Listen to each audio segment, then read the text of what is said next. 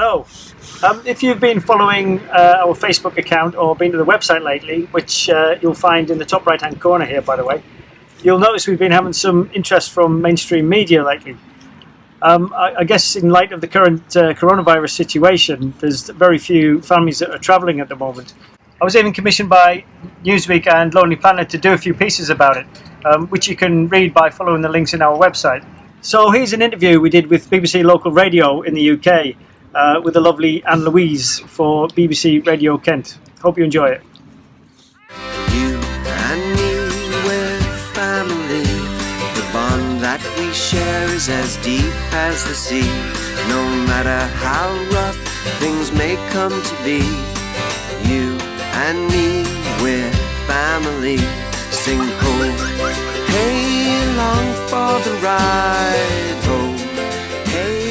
Time now for some more isolation inspiration. Local attractions opening up, festivals to go to online whilst you're stretched out on your recliner, and inspiring guests. Well, meet the family, sailing the world and video blogging as they go.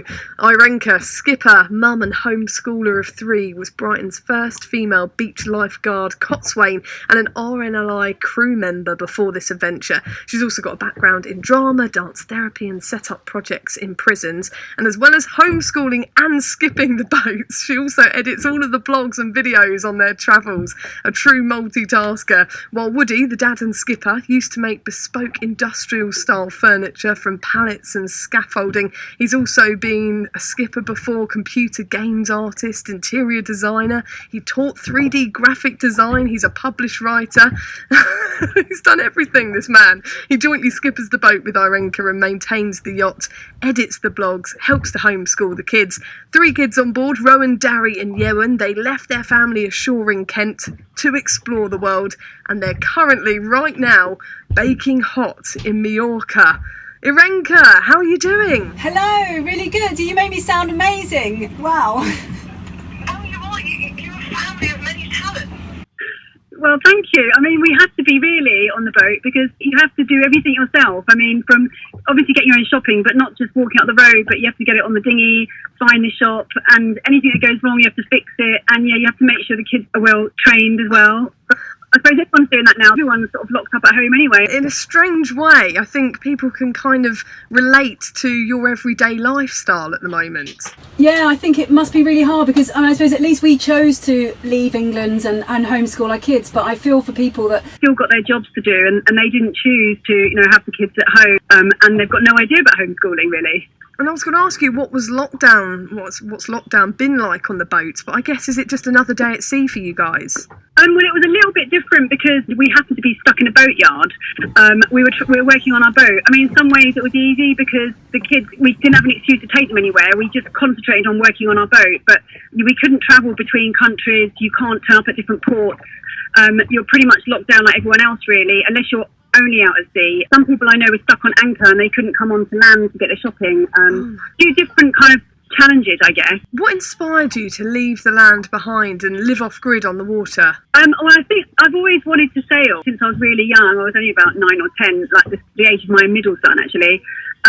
I've always just wanted to be kind of free and discover new places. I've always loved exploring and discovering and finding out about different people all over the world and, how they live. And the community side of it is quite amazing, really. I love it. And being a family of many talents and clearly having loads of skills between you.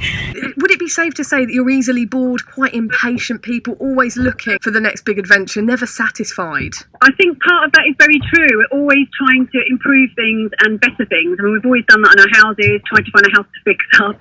And always I kind of jump in. I'm a bit spontaneous, probably too spontaneous. I jump in and go, yeah, I'll have a go, and then realise maybe I can't do it.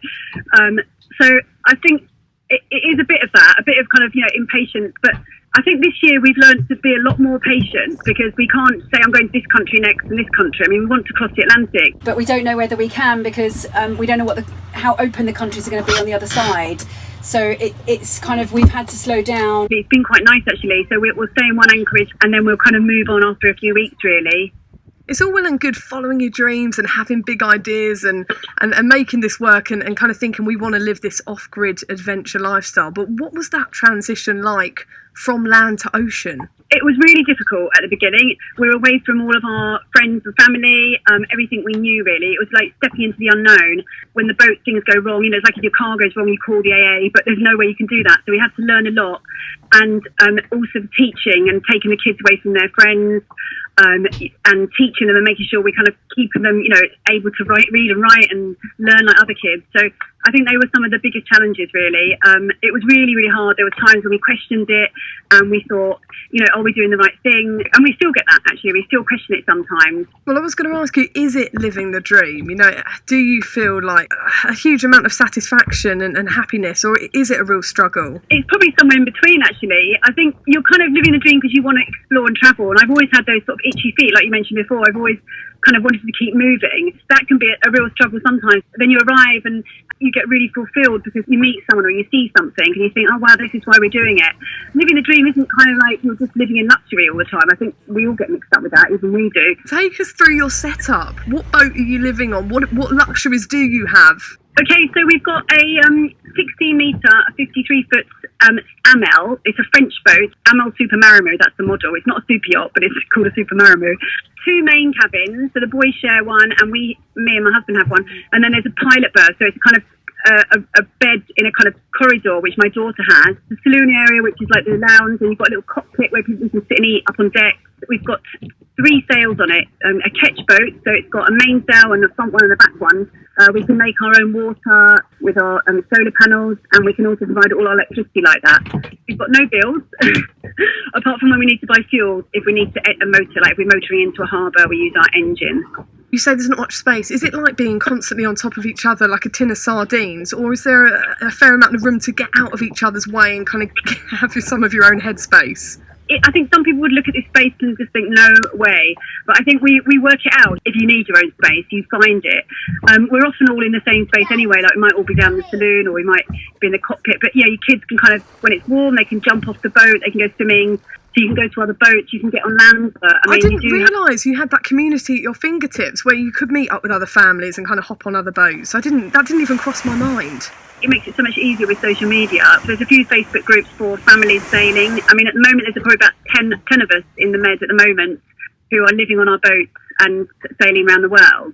At the moment, we're hanging out with a Russian family, been with them. Yeah, they're actually from Siberia. So, they kind of get on well with the kids, and tonight we'll probably have a little barbecue or something. That is wicked. So you're all on a Facebook group, and you just messaged, hey, just chilling out in the Mediterranean Sea. Who else is out here? Yeah, kind of like that. And, sometimes, you have to arrange like a play date. Maybe you'll get in touch with someone on the Facebook page for a play date, maybe a couple of weeks in advance, maybe in a different country. I mean, you'll go far to try and meet up with each other.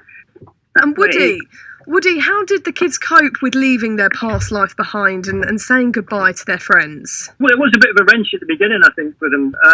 They were obviously really excited. They weren't quite sure what to expect. I think the lack of close friends at the beginning was difficult. I mean, not many kids get to live the life out on the waves, out on the oceans. Were they as ecstatic and excited as you and Irenka? I think they kind of picked up on our excitement. It wasn't until we went to a few bays, and the beaches and the snorkeling, and they got into the lifestyle. I think that's when it really kind of hit them that they were having this lifestyle that very few people can experience, really. Take us through an average day in the life of your family. It's difficult to say what an average day is because it depends on which country and what time of year. But if we took this week, for example, we've kind of been anchored in the same place for a while, waiting for the wind so we can travel north because we don't like to use the engine very much. And so we'll get up, have some breakfast. Today's Saturday, so we won't do any homeschooling today. And then they'll go out paddleboarding or snorkeling or swimming. Maybe a rank of me will do some editing. Usually I'm fixing engines. I mean, they do say the cruising life is just fixing boats in exotic locations, and that's quite true. Snorkeling, swimming, that sounds like the best life lessons that, a lot of us miss out on or don't get a chance to do. And I've got friends that don't swim, can't swim, that have never experienced that. And your kids get to do that as part of their school day. Pretty much, yeah. I mean, obviously they don't get to do team sports. They don't get to play in orchestras or all those group activities that normal kids would do on land. But they do get to do all these other things. They build up a lot of resilience as well, which I think is really good for kids. And in fact, we're in the Palmer Hospital a few days ago because We had to get some stitches put in our little one. Yeah, it's all some kind of lollipops, I must admit. Woody, how difficult is it to get to a hospital? You know, if something happens out at sea, I imagine it could take hours to get to accident and emergency. Well, it did. I mean, luckily we're at anchor anyway in Santa Ponsa, but we looked on Google Maps and we found a hospital. We went there and it was shut down several years ago. So then we were sent to another hospital who basically gave them the once over and said we had to go to the main hospital in Palma. And all the time I was carrying them on my shoulders as well. So the public transport stopped by that point, so we had to come back to the boat and bandage him up, and then the first bus the next day was about 6:30, so then we had to go back onto land via the dinghy, get on the bus and then go to Palma Hospital. So actually you'd be in dire straits if something really awful happened. It would be all hands on deck. It could be actually quite terrifying, quite hair-raising. It could be, yeah, potentially. I mean, there are obviously procedures at sea, like maydays and pan-pans that you can call other ships, so you are kind of covered, but with things like this, with kids injuring themselves, it's not just a trip to the doctors, you know, it is quite a logistic nightmare. And I guess just a part and parcel of the high adrenaline and adventurous life you live. Yeah, I mean, we knew exactly what we were getting into, and we kind of accept that as part and parcel of our everyday life, really. What's on the horizon for you guys, quite literally? Where are you off to next? Well, the last 2 years we've been trying to cross the Atlantic. Last year we couldn't get across because we had a few medical emergencies and mechanical problems, which meant we missed the weather window. There's a weather window in the Atlantic where the hurricanes come, and so 6 months of the year you can't cross and 6 months you can.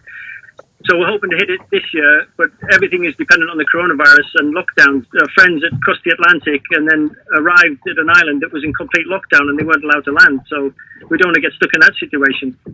Would you ever come back to the shore? Would you ever live life on the land once again? I think if we were doing that, we would have to do it as a kind of a project. You know, I don't think we could easily step back into everyday life. No. You know, one of our dreams is to build our own house and make it completely off-grid and you know, sort of an off-grid living type lifestyle, I think. It'd have to be very alternative, wouldn't it? It would, yeah, to match up with this lifestyle, I think, yeah. But it's not on your radar. You want to spend, you know, the rest of your days out at sea, seeing the incredible wildlife and exploring and the horizons. It's a lifestyle choice, really.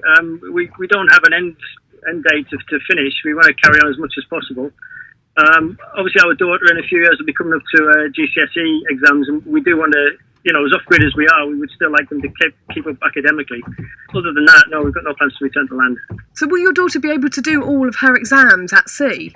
Yeah, I can maybe say that, because you can actually do international GCSEs. So we've looked into it, and she's got the Collins books, and she's going to be sitting those exams wherever we might be. And I know there's international schools in Fiji, if we happen to be there, or New Zealand. You can kind of search around the world, and certain schools will allow you to sit those exams. They're similar to GCSE.